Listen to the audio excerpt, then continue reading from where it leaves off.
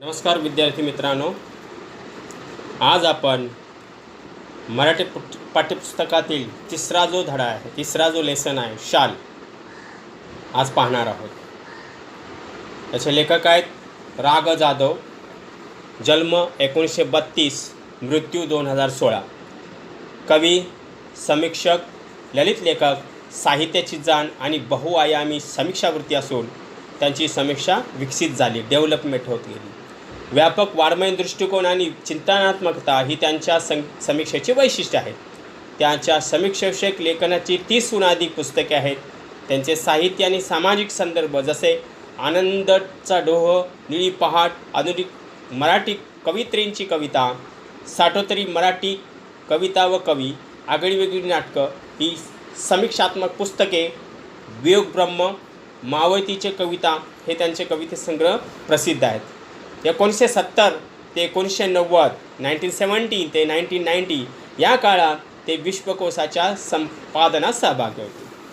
विश्वकोश म्हणजे काय? अनेक विषयाचं त्यांचं सखोल ज्ञान किंवा माहीत होणे याला विश्वकोश आपण म्हणतो. शालीभोवती असलेल्या लेखकाच्या आठवणी या पाठात व्यक्त झाल्या आहेत. शाल ही प्रतिकात्मक आहे. शालीमुळे येणारा शालीनतेचा संदर्भ अंतर्मुख करणारा आहे. पाठातील औंदर्याचे उदार हे माणसाची संवेदनशीलता जपणारे आहेत. वस्तूच्या संदर्भातील आठवणीचे मोल महत्त्वाचे असते. कोणतेही निर्जीव वस्तूशी निगडीत असलेले संदर्भ मानवी भावना तरल ठेवतात. वस्तूशी निगडीत कोणत्याही आठवणी असो वा प्रसंग त्यांचे मानवी संदर्भच सर्वार्थाने महत्त्वाचे ठरतात. प्रस्तुत पाठामध्ये शाल कुणाला मिळाली जाते? तर शाल जे मोठमोठे व्यक्ती आहे, समाजासाठी चांगलं काम करतात, अशा लोकांना शाल दिली जाते. आता आपण पाठ पाहूया. एकदा मी पु. ल. देशपांडे यांच्याकडे काही कामानिमित्ताने गेलो. एकदा मी म्हणजे कोण? लेखक रा. ग. जाधव. पु. ल. देशपांडे एक मराठी साहित्यातील चांगले नामवंत असे लेखक आहेत. त्यांच्याकडे रा. ग. जाधव हे काही कामाच्या निमित्तानं कुछ काम के वास्ते वहाँ उनके यहाँ गए थे. काम झाल्यावर मी निघण्याच्या बेतात होतो और रा. ग. जाधव बोल रहे कि मैंने जब वहाँ गया तब मेरा काम हो गया और मैं निकलने के तयारी में था. निघण्याच्या बेतात होतो. तेवढ्यात सुनीताबाईंनी मला थांबवले, विचारले. उतने में सुनीताबाई पु. ल. देशपांडे वाइफ, इन्होंने मुझे रुकाया. वो विचारले और पूछा, तुम्हाला शाल दिली तर चालेल काय? आपको अगर हमने शाल दिया तो चलेगा क्या? कुणाला विचारलं? पु. ल. देशपांडे यांच्या पत्नी सुनीताबाई यांनी लेखक रा. ग. जाधव यांना विचारलं की तुम्हाला शाल दिली तर चालेल काय? पुढे पाहूया. मी एका पायावर हो म्हटले. पु. ल. व सुनीताबाई यांनी मला शाल द्यावी हा मला मोठा गौरव वाटला. रा. ग. जाधव सांगतायत की ते ज्यावेळेस त्या म्हणाल्या सुनीताबाई की तुम्हाला शाल दिली तर चालेल का, त्यावेळेस मी तयार झालो. मी शाल घ्यायला तयार झालो. मी एका पायावर हो म्हटले म्हणजे मी शाल घ्यायला तयार झालो. मैं शाल लेने के लिए तयार हो गया. हा बोला. पुल व सुनीताबाई यांनी मला शाल द्यावी हा मला मोठा गौरव वाटला. मला अभिमान वाटला की त्या एवढ्या प्रसिद्ध लेखकानं आणि त्यांच्या पत्नीनं मला शाल द्यावी. मला फार मोठा गौरव वाटला, अभिमान वाटला. ती शाल मी माझ्या खोलीतल्या सुटकेसमध्ये ठेवून दिली. उन्होंने जो शाल दिया वो मैंने लिया और मेरे रूम में मैंने उसको सुटकेस में रख दिया. माझ्या खोलीमध्ये सुटकेसमध्ये ठेवून दिली. वापरली मात्र कधीच नाही. और लेखक रा. ग. जाधव बोल रहे, मैंने वो शाल लिया और मेरे रूम में सुटकेस में रख दिया, लेकिन उसको मैंने कभी इस्तेमाल नहीं किया, उसका यूज मैंने कभी नहीं किया. पुढे पाहूया. पुढे वाईला विश्वकोशाचा अध्यक्ष म्हणून मी गेलो. Wai name of the city, Maharashtra. आपल्या महाराष्ट्रामध्ये वाई एक काय शहर आहे. विश्वकोशाचे अध्यक्ष म्हणून मी तिथं गेलो. आता विश्वकोश जो असतो अनेक विषयाचे तिथं ज्ञान आपल्याला मिळलं जातं, ते साहित्य भरवलं जातं आणि त्याचे ते अध्यक्ष म्हणून कोण गेले? रा. ग. जाधव. तिथे नदीकाठच्या प्राज्ञशाळेच्या खोलीत मी राहत असे आणि अशामुळे ते प्रेसिडेंट असल्यामुळे साहित्याचे विश्वकोशाचे अध्यक्ष म्हणून ते गेल्यामुळे त्यांना तिथं एक शाळा होती. त्या शाळेमध्ये एक खोली दिली, रूम दिली. खोलीच्या दक्षिणेकडील खिडक्या कृष्णा नदीच्या चिंचोळ्या प्रवाह होत्या. पुढं काय सांगितले? खोलीच्या दक्षिणेने साऊथ साईड. तर ज्या लेखकांना ज्या रूम दिल्या होत्या त्या रूमच्या ज्या खिडक्या होत्या त्या कृष्णा नदीच्या दक्षिणेकडील बाजूला खिडक्या होत्या. साउथ की तरफ वो रूम का विंडो था. नदी कृष्णा नदी, name of the river Krishna. तर नदीच्या चिंचोळ्या प्रवाह होत्या. त्या खिडक्या ज्या होत्या नदीच्या चिंचोळ्याने नॅरो स्ट्रीम, चिंचोळ्या प्रवाह होत्या. थंडीच्या दिवसात एक बाई माझ्या खिडकीखालील घाटाच्या छोट्या तटावर तिचे छोटे मुले का टोपली ठेवून मासे पकडण्याच्या उद्योगात होती. आगे क्या बोलते? ठंडी का मौसम था और एक बाई एक लेडी माझ्या खिड़की मैं जिस रूम में रहता था उसके बाजू में नीचे घाट है ने बैंक ऑफ रिवर, और वहाँ उसने क्या किया था? वो किनारे पे अपना छोटा बच्चा टोकरी में रखा था और वो मच्छी पकड़ रही थी. मासे पकड़ण्यात ती उद्योगी होती. तिचे बाळ कडाक्याच्या थंडीने कुडकुडत रड होते और उसका छोटा बच्चा नन्हा सा शिशु वो ठंडी के मारे रो रहा था. पण आई तिकडे बघत ही नहीं होती, लेकिन उसकी माँ जो थी उसकी तरफ, उस बच्चे की तरफ ने देख नहीं रही थी. मला मात्र रावले नाही. ये सब दृश्य, ये जो सीन लेखक राग जादव देख रहे उनको रहा नहीं रहा. और वो आगे क्या करते? मी सुटकेस मधील पुलकित शाल काढली. उन्होंने देखा वो दृश्य, बच्चा रो रहा है ठंडी के मारे, और वो जो दृश्य देखा तो उन्होंने अपना सुटकेस में से शॉल, पुलकित शाल, पुलकित यानी पु ल देशपांडे इन्होंने जो दी थी उसको पुलकित शाल बोलते. पुलकित शाल काढली. 5-50 रुपयाच्या नोटा काढल्या. 50 रुपये निकाले और उस लेडी को मैंने आवाज़ दिया, हाक मार ली. खिड़कीतून ते सर्व खाली दिले आणि म्हटले, खिड़की से मैंने वो सब दे दिया. और बोला, त्या बाळाला आधी शालीत गुंडाळ. उस बच्चे को पहले आप क्या करो?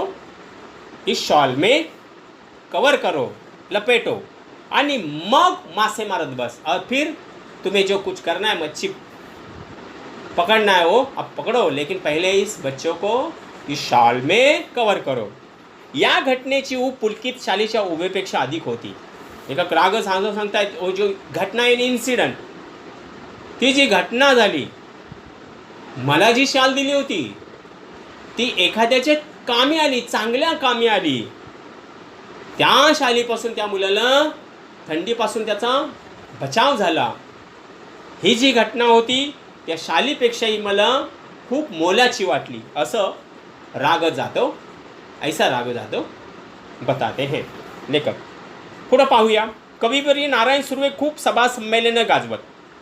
कविवर्य नारायण मराठी साहित्य में ये भी बहुत बड़े नामांकित लेखक भी है और अच्छे कवि भी है.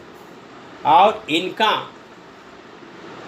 सम्मेलन, सेमिनार, प्रोग्राम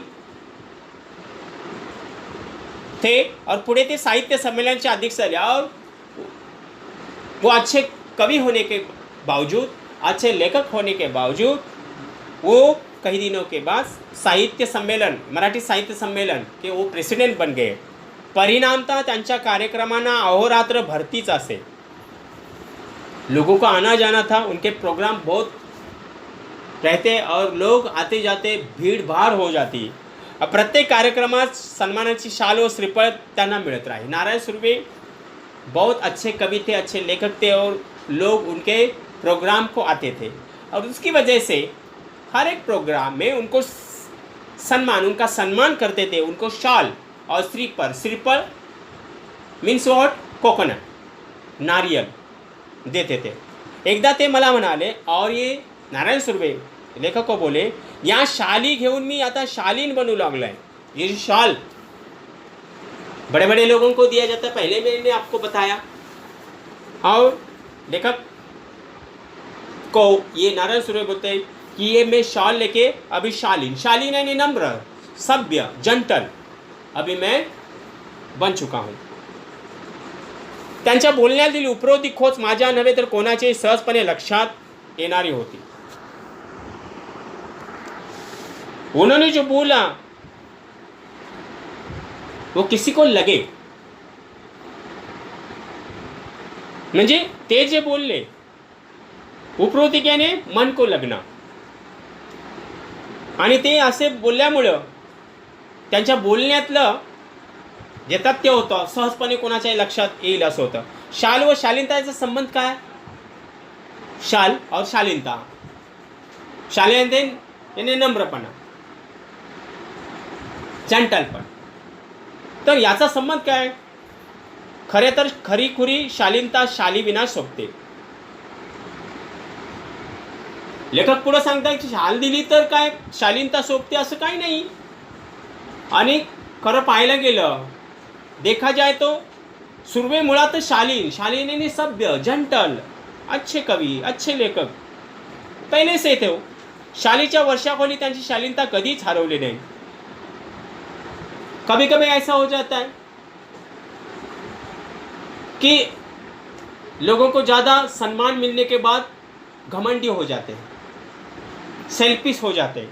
लेकिन सुर्वे को इतना शाल मिलने के बाद, इतना सम्मान मिलने के बाद उनका जो सभ्यपना, जंटलपन कभी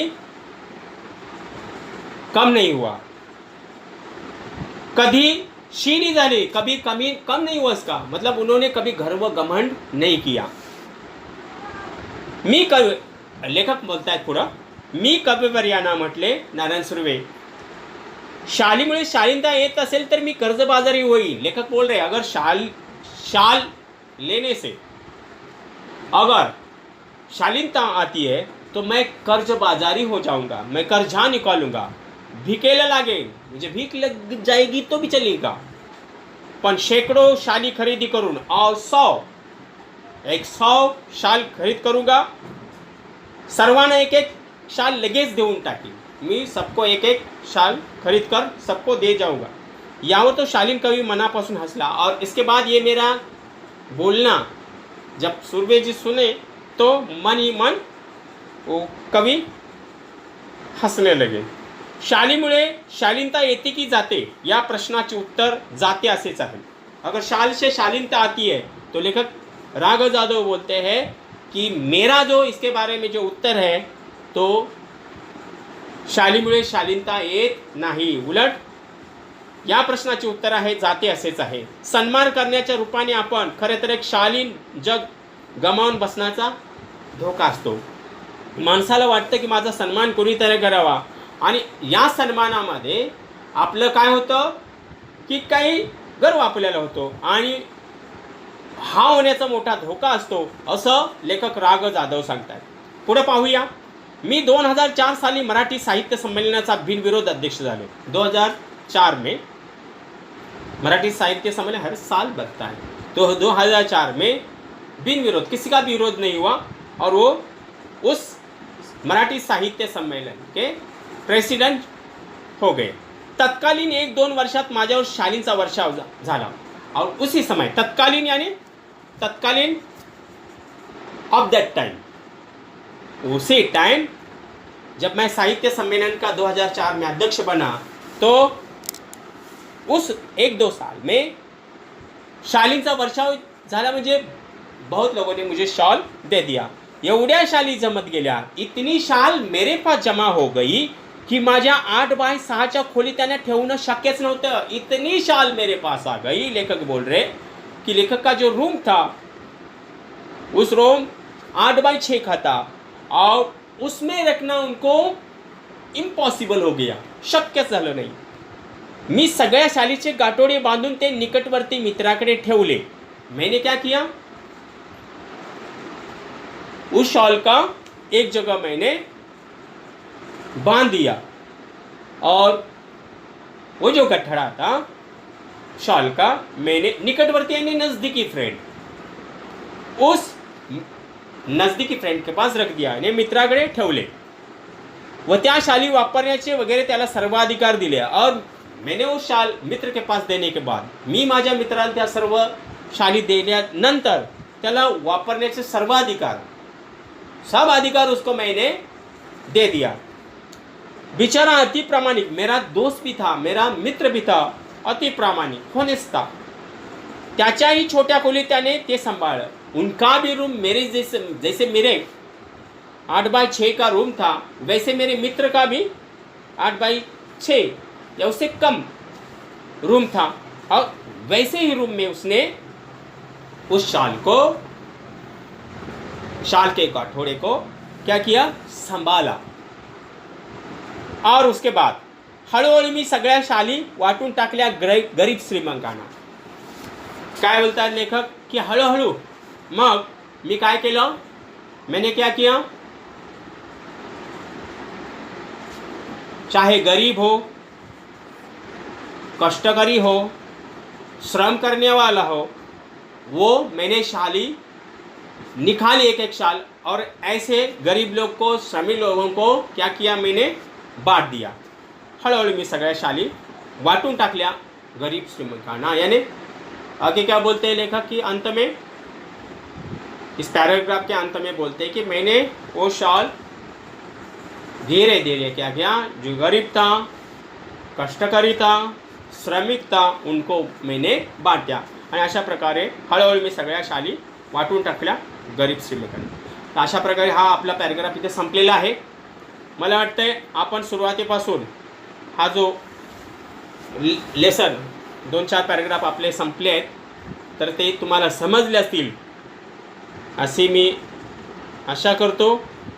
आणि पुढच्या वेळेला नेक्स्ट टाइम आपण राहिलेला जो लेसन आहे तो आपण चांगल्या प्रकारे स्पष्टीकरणासहित आपण पाहूया। धन्यवाद, थँक यू व्हेरी मच।